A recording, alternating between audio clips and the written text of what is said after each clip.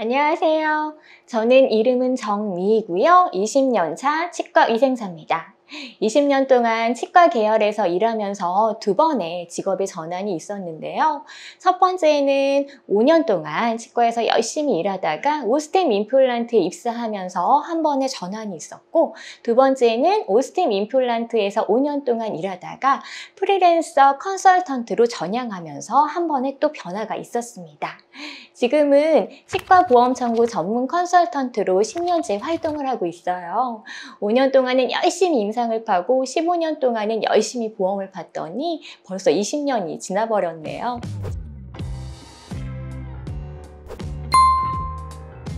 사실 치과에서 근무할 때는 5년 차가 되도록 보험 청구의 비읍자도 몰랐어요. 치과에서는 정말 진료팀장으로 열심히 진료만 팠거든요. 저는 진료가 재미있었던 것 같아요. 그러다가 오스템 임플란트에 입사하면서 맡게 된 일이 두 번의 하나로 프로그램 개발하는 데 임상 지원, 그리고 보험 청구 상담, 보험 청구 교육 기획, 그리고 보험 청구 교육까지 해야 됐기 때문에 다 보험에 대한 일이었거든요.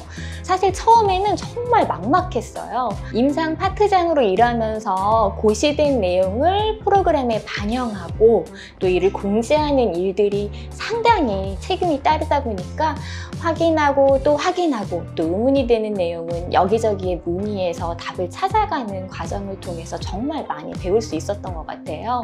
10년 전만 하더라도 치과 전체의 수입 중에 보험이 차지하는 비중이 10%도 안 되는 치과들이 태반이었어요. 그러던 것이 매년 3에서 4% 정도 상승하더니 2016년도 통계 자료를 보면 무려 전체 치과 수입 중 보험 수입이 차지하는 비중이 32.9%를 차지하게 되었거든요. 아직 정확한 통계치는 나오지 않았지만 그 이후에 보험 임플란트 본인 부담금이 50%에서 30%로 내려갔고 또 만 12세 이하 우식연구치 보험화가 시행되었기 때문에 2019년도에는 제 생각으로 40%를 육박하지 않을까 싶어요. 실제로 전체 수입 중에 보험 비중이 50%에 육박하는 치과도 있으니까요. 앞으로도 보험 비중은 계속 상승할 것 같아요. 2020년도 치과의 환산 지수도 3.1% 인상돼서 전체적으로 보험 진료비가 3.1% 인상이 될 거고요. 제가 체감하는 개원가의 보험에 대한 관심도도 높기 때문에 이 상승 분위기는 당분간 지속될 것으로 예상되어집니다. 보험 수입이 이제는 치과의 주 수입원으로 자리매김을 하면서 관심을 가지지 않을래야 않을 수 없는 그런 환경에 주어지게 된 거죠. 건강보험 공부의 시작은 건강보험 수입이 우리가 생각하는 것처럼 치과에서 차지하는 비중이 절대 작지 않다라고 인식하는 것부터입니다. 그래서 방향을 잘 설정하는 것이 보험 청구에 있어서는 가장 중요합니다. 이 방향을 잘못 잡고 가다 보면 득보다 실이 커질 수도 있는 것이 보험 청구예요. 특히 불법인 줄 모르고 받는 임의 비급여나 부당 청구가 문제가 되는 경우가 많은데요. 현재 조사 시 임의 비급여를 비롯한 부당 청구가 적발된 경우 부당 청구 금액과 전체 청구 금액 대비 부당 청구 비율로 업무 정지 기간을 받게 되세요. 이때 월 부당 청구액이 40만 원 이상, 전체 청구 금액 대비 부당 청구 비율이 4% 이상만 되면 50일의 업무 정지가 떨어지고 이 업무 정지는 그 기간에 따라 과징금으로 대체할 수가 있는데요. 문제는 부당 청구액 플러스 부당 청구액의 과징금이 2배에서 5배까지 된다라는 겁니다. 업무 정지가 50일 이상인 경우는 과징금이 5배에 이르게 되는데요. 실제로 부당 청구한 금액의 6배를 다시 토해내야 되는 그런 상황이 생길 수도 있다는 거죠. 이를 피하기 위해서는 급여와 비급여의 기준을 명확하게 아셔야 하고, 특히 직원이 자주 바뀌는 경우 혹시 부당 청구를 하는 부분이 없는지 잘 살피셔야 합니다. 보험 청구를 직원이 하더라도 원장은 이를 관리해야 될 의무가 있고요. 이를 소홀히 할 경우 이에 대한 리스크는 원장님께서 고스란히 떠안게 될 수 있음을 명심하셔야 하세요. 가장 중요한 거는 근거를 바탕으로 공부하는 거예요. 보험 청구에서 가장 중요한 주체는 보험 청구의 근간인 보험 진료를 하는 치과 의사임을 잊으시면 안 되세요. 가끔 우리 치과는 다른 치과보다 보험 청구액이 적다면서 직원을 교육에 보내시는 경우가 있는데요. 직원만을 보내셔서는 원하는 성과를 얻으실 수 없으세요. 보험 청구는 스킬을 조금만 잘 쓰면 늘릴 수 있는 불로소득이 아닙니다. 진료하는 치과 의사와 차팅 시스템 그리고 보험 청구가 잘 어우러져야만 시너지를 낼 수 있고요. 이 단추의 처음은 진료하는 치과 의사가 깨어야 됩니다. 첫 단추가 잘못 깨어지면 그 다음은 엉길 수밖에 없는 것이 보험 진료세요. 건강보험 청구에 있어서 가장 중요한 것이 보험 청구 프로그램 세팅이에요. 요즘은 전자차트를 사용하시는 경우가 많기 때문에 그 중요성이 더욱 커지고 있는데요. 보험 청구 프로그램 세팅만 잘 해두면 차팅 누락이나 청구 누락을 방지할 수 있고요. 웬만한 심사 조정은 피해갈 수 있으세요. 하지만 초기 세팅을 그대로 사용하시거나 세팅을 잘못한 경우 과잉 청구를 나도 모르게 범할 수 있는 것도 보험 청구 프로그래밍을 간과하시면 안 됩니다.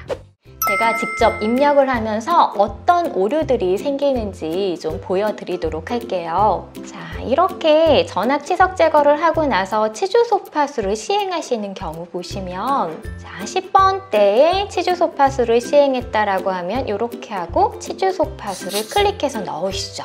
그런데 이때 기본적으로 상악 구치부 같은 경우에는 치주 소파수를 클릭하면 전달 마취가 세팅이 돼서 들어가게 되어 있어요. 이게 기본 세팅이 전치부의 경우는 침입 마취가 들어가도록 그리고 상하 구치부의 경우는 전달 마취가 들어가도록 세팅이 되어 있고요. 지금 보고 계시는 하나로 프로그램뿐만 아니라 덴트웹이나 아이프로도 동일하게 세팅이 되어 있습니다. 하지만 실제로 상악 구치부의 경우 전달 마취가 아닌 침입 마취를 시행하시는 경우도 많거든요. 그런데 차팅은 침입 마취로 되어 있는데 이렇게 입력을 해서 전달 마취로 청구가 된다면 이게 바로 의도하지 않은 과잉 청구가 되시는 거세요. 그래서 이런 세팅은 변경을 해주시는 게 좋으시거든요. 변경하는 방법을 보여드릴게요. 자, 그럼 치주 소파의 상악 구치부를 침입 마취로 바꿔볼까요? 하시는 방법은 선생님들께서 입력을 하실 때는 마우스의 왼쪽 버튼을 클릭하시죠. 그런데 세팅 변경을 하실 때는 이렇게 마우스를 해당 처치 버튼에 가져다 대신 다음에 우측 버튼을 누르면 이렇게 세팅창이 뜨고요. 이 세팅창에서 우리가 원하는 세팅으로 변경을 진행을 하시면 됩니다. 자, 그럼 치주 소파술의 세팅이 어떻게 되어 있는지 한번 볼게요. 우선 치주 소파술이 세팅되어 있고 마취가 3개나 세팅이 되어 있죠. 그리고 리도케인과 의약품 관리료가 세팅이 되어 있습니다. 자, 왜 여기에 마취가 3개나 세팅이 되어 있을까요? 우리가 이 버튼을 특정 치아에만 쓰는 게 아니라 전치부, 구치부 모두 다 이 버튼을 쓰죠. 그렇기 때문에 해당되는 마취들을 여기다 다 넣어둔 거예요. 그래서 여기 보시면 침입 마취가 세팅이 돼 있고 후상치조신경 마취, 하치조신경 마취 이렇게 세팅이 되어 있어서 전치부를 클릭하고 이 버튼을 누르면 침입 마취가 들어가고요. 상악 구치부를 클릭하고 이 버튼을 누르면 후상치조신경 마취가 들어가는 거고요. 하 구치부를 클릭하고 이 버튼을 누르면 하치조신경 마취가 자동으로 들어가는 겁니다. 자, 그럼 우리는 상악 구치부도 침입 마취로 들어가고 싶다. 이러면 어떻게 이 설정을 바꾸면 될까요? 네, 아주 간단하세요. 상악구치부 전달 마취에 해당되는 후상치조신경 블록 이거를 없애주시면 이제는 상악구치부도 침입 마취로 들어가게 됩니다. 한번 보여드릴게요. 자, 삭제하는 방법은 후상치조신경 블록을 클릭하고 우측 버튼을 누르면 삭제하시겠습니까? 라는 문구가 떠요. 여기서 얘를 누르고 그런 다음에 저장만 눌러주시면 되세요. 자, 그럼 우리가 원하는 대로 됐는지 확인을 해볼까요? 네, 이렇게 이제 상하구치부를 클릭하고 치주 소파를 누르더라도 치면 마취로 들어가는 거를 확인할 수가 있겠죠. 그래서 마취의 경우는 우리 원장님께서 어느 부위에 어떤 마취를 하시는지 미리 확인을 하셔서 이런 세팅을 해두신다면 실수로 부당 청구하는 오류를 범하지 않을 수 있으시겠죠. 편리한 청구 프로그램을 리스크 없이 사용하시려면 치과 의사의 스타일에 맞춰서 프로그램 세팅을 먼저 하셔야 합니다. 요즘은 보험 청구 프로그램에서 버튼 하나만 누르면 해당 진료에 들어가야 하는 것들이 다 들어가기 때문에 보험 청구가 정말 편리해졌어요. 하지만 이런 세팅 청구는 의식하지 못한 부당 청구를 가져올 수 있기 때문에 프로그램 세팅법을 꼭 숙지하셔야 하세요. 오스템 임플란트 근무 시절에 심평원에서 프로그램 교육 의뢰가 들어와서 제가 심평원 직원들에게 2번의 교육을 한 적이 있거든요. 그때 심평원 직원으로부터 왜 프로그램을 이렇게 만들어서 부당 청구를 조장하냐는 질문을 받아서 당황한 적이 있었어요. 그때 제가 올바른 사용법 교육을 통해서 이런 부분을 계도하고 있다고 이야기하고 넘어갔던 기억이 있는데요. 해당 버튼을 눌렀을 때 실제로 우리가 한 행위, 재료, 약재로 세팅이 되어 있는지를 꼭 확인하고 다른 경우 이를 변경할 수 있으셔야 하세요.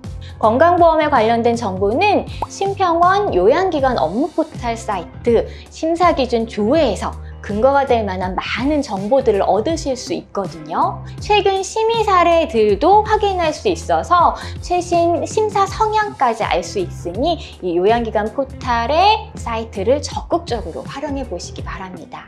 최근에는 보험 임플란트에 관련된 심사조정 건들이 눈에 많이 띄어요. 그중 최근 심사조정이 가장 많이 늘어나고 있는 항목이 바로 파노라마인데요. 급여 틀니나 급여 임플란트의 경우 파노라마가 해당 수의식에 포함되어 있기 때문에 청구할 수가 없으세요. 그런데 실수로 입력하시는 경우들이 상당히 많거든요. 최근 심사조정이 급부상하고 있는 항목이니까 점검 시 해당 달에 급여 틀니나 급여 임플란트가 있다면 파노라마가 혹시 잘못되어 있지는 않는지 한 번씩 꼭 살펴보세요. 개원 초기에 청구 프로그램 버튼만 잘 세팅해 두셔도 흔히 하는 실수들을 방지할 수 있고요. 전자 차트를 사용하시는 경우 차팅을 견고하게 만들 수가 있으세요. 그중 가장 유용한 기능이 내역 설명 자동 입력 기능인데요. 보험 청구 중 내역 설명이 없으면 심사 조정되어 있는 경우들이 있으세요. 예를 들어 치주 치료를 위한 전악 치석 제거를 시행하고 해당 달에 치주 치료가 진행되지 않은 경우에 내역 설명이 없으면 비급여 치석 제거로 간주되어서 심사 조정이 돼버리거든요. 특히 처음 청구를 시작하시는 경우 이걸 놓치고 청구해서 몇십만 원씩 심사 조정되는 경우가 정말 허다한데 치주 치료를 목적으로 한 치석 제거 버튼을 따로 만들어서 자동으로 치주 치료를 위한 치석 제거라는 내역 설명이 들어가게 세팅을 해두시면 이런 심사 조정을 사전에 예방할 수가 있으세요. 이게 직원이 자주 바뀌는 경우는 이 세팅이 잘못되었을 때 리스크가 상당히 많이 따를 수가 있거든요. 그렇기 때문에 개원 초기에 이런 부분은 미리 잡아두시면 이런 실수가 반복되는 거를 미연에 방지할 수 있으시겠죠. 그럼 하나로에서 내역 설명이 자동으로 들어가게 하는 방법을 제가 좀 보여드릴게요. 자, 우선 제가 이렇게 치석 제거의 치주 치료 전 치석 제거 버튼을 따로 만들어 뒀습니다. 자, 우리는 여기에다가 내역 설명이 자동으로 입력되게 세팅을 할 거예요. 자, 세팅하는 방법은 앞에서 마치 변경하는 방법이랑 비슷하세요. 역시 마우스를 가져다 대시고 우측 버튼을 누르면 환경 설정 창이 뜨죠. 여기 상단에 보시면 기본 정보가 있고 그 옆에 추가 정보라는 게 있어요. 이걸 클릭하면 여기 내역 설명이라고 보이시죠? 여기에다가 원하는 내역 설명을 저장해 두시면 되세요. 저는 치주 치료 전 치석 제거라고 입력을 할 거고요. 이렇게 하고 나서 저장을 누르면 이제 치주 치료를 하기 위한 치석 제거를 하실 때는 이렇게 클릭하고 이 버튼을 클릭하게 되면 보이시죠? 내역 설명이 이렇게 자동으로 들어가게 되면서 전악 치석 제거 후 치주 치료로 이행이 바로 되지 않았을 때 심사 조정이 되는 것들을 미연에 방지할 수 있으시다라는 거죠. 또 처음 청구를 시작하시는 치과에서는 반드시 사용해야 되는 것 중에 하나가 심평원에서 제공하는 보험 청구 사전 점검 서비스인데요. 보험 청구를 정식으로 보내기 전에 심평원에 미리 청구 파일을 보내서 지급불능이나 심사조정 건이 있지는 않은지 확인할 수 있는 서비스세요. 심사조정의 경우 심사 기준까지 잡아내지는 못하지만 의사가 해외 출국했을 때 청구한 건이나 임플란트나 틀니 등록번호 오류 등 실수로 인한 보험 청구 오류를 찾아줍니다. 이 사전 점검 항목은 계속 업데이트되어서 최근에는 임플란트 중복 청구나 상변면 오류까지 잡아주더라고요. 이제 청구 전 사전 점검은 필수이니까 꼭 이용하세요. 올바른 건강보험 문화의 시작은 올바른 차팅입니다. 앞에서 말씀드렸던 것과 같이 차팅과 청구는 일치해야 되고요. 더 나아가서 진료에 대한 의학적 타당성을 입증할 수 있어야 되세요. 특히 다른 치과에서 하는 진료 패턴과 다르게 진료를 하시는 경우는 이 의학적 타당성이 심사에 가장 큰 영향을 끼칩니다. 따라서 보험 진료와 청구는 유기적으로 관리가 되어야 하고요. 이를 위해서는 치과 의사와 보험 청구 담당자의 커뮤니케이션이 아주 중요하세요. 그래서 저는 직원들을 교육할 때 보험 청구를 잘하려면 의사랑 친하게 지내야 된다고 늘 이야기를 하거든요. 보험 청구 담당자는 차팅에서 이해가 되지 않는 부분은 진료 의사에게 적극적으로 물어봐서 이해를 해야만 하고요. 진료를 진행하는 치과 의사도 본인의 진료를 보험 담당자에게 적극적으로 이해시키려는 자세가 필요합니다. 그래야만 청구할 때 자신감이 생기고요. 심사 조정이 되더라도 적극적으로 재심사를 요청할 수 있겠죠. 이 과정들을 통해서 자연스럽게 의학적 타당성을 증명하기 위한 차팅을 보강하게 되고요. 이런 선순환이 지속되어야 건강보험이 올바른 방향으로 발전할 수가 있습니다. 저는 치과계의 차팅 자존감이 높아지기를 바라고요. 저의 교육이 치과계의 건강보험이 올바른 방향으로 발전하는데 조금이나마 도움이 되기를 바랍니다. 더 많은 팁들이 궁금하시다면 좋아요, 구독, 알람 설정 잊지 마시고요. 저는 그만 물러가도록 하겠습니다. 감사합니다.